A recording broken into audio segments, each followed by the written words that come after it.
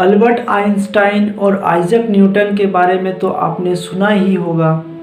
आज हम लोग एक ऐसे साइंटिस्ट की बात करने वाले हैं जो भारत का ऐसा प्रथम साइंटिस्ट बना जिसको फिजिक्स के क्षेत्र में नोबेल प्राइज हासिल हुआ था। सिर्फ नोबेल प्राइज ही नहीं, उन्हें भारत रत्न से भी सम्मानित किया गया था। तो आज हम लोग बात करने वाले हैं सीवी रमन पर। सीवी रमन एक भारतीय फिजिसिस्ट थे जिन्हें भारत ही नहीं बल्कि पूरे एशिया में फिजिक्स के क्षेत्र में पहला नोबेल प्राइज दिया गया था। सीवी रमन का जन्म 7 नवंबर 1888 को तिरुचिरापल्ली, तमिलनाडु में हुआ था। सीवी रमन का पूरा नाम चंद्रशेखर वेंकट रमन था।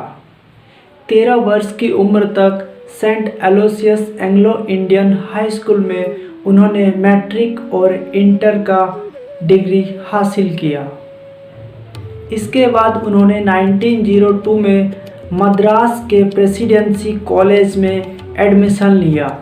मद्रास जो कि आज चेन्नई के नाम से जाना जाता है।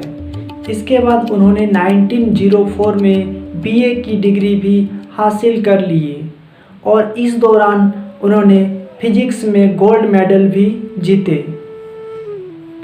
इसके बाद 1907 में उन्होंने इसी कॉलेज से एमए की डिग्री हासिल कर ली। उस समय एमए की डिग्री सबसे उच्चतम डिग्री मानी जाती थी। उनके पिता के कहने पर उन्होंने आईएफएस का एग्ज़ाम दिया जिसमें वो उत्तीर्ण होकर असिस्टेंट अकाउंटेंट जनरल के पद पर कलकत्ता में नियुक्त हो गए। साइंस के प्रति जो उनका रुझान था उसने उसे कभी चैन से बैठने नहीं दिया। नौकरी करने के दौरान कलकत्ता में वो Indian association for the cultivation of science IACS के संपर्क में आए, जहां उसे इंडिपेंडेंट रूप से रिसर्च करने का सौभाग्य प्राप्त हुआ। वहीं पर उन्होंने ऑप्टिक्स और एकॉस्टिक्स पर शोध करते रहे। फिर 1917 में सरकारी नौकरी छोड़कर कलकत्ता विश्वविद्यालय में वो फिजिक्स के प्रोफेसर के तौर पर जुड़ गए।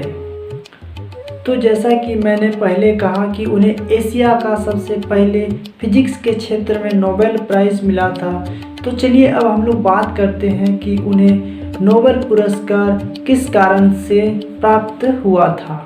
सीवी रमन को जो नोबेल प्राइज़ मिला था वो रमन इफेक्ट के कारण मिला था।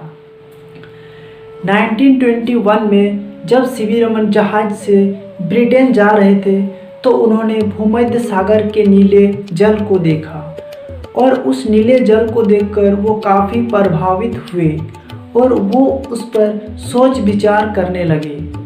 ब्रिटेन से लौटकर उन्होंने उस पर काफ़ी सोच विचार और शोध कार्य किया तथा वो इस निष्कर्ष पर पहुँचे कि समंदर का पानी भी सूर्य के प्रकाश का प्रकिरणन करता है, यानी सूर्य का प्रकाश भी समंदर के पानी से स्कैटर्ड हो जाते हैं। साथ ही साथ उन्होंने ये भी अनुमान लगाया कि आसमान का जो नीला रंग है वो भी प्रकाश के प्रकिरण की ही परिघटना है।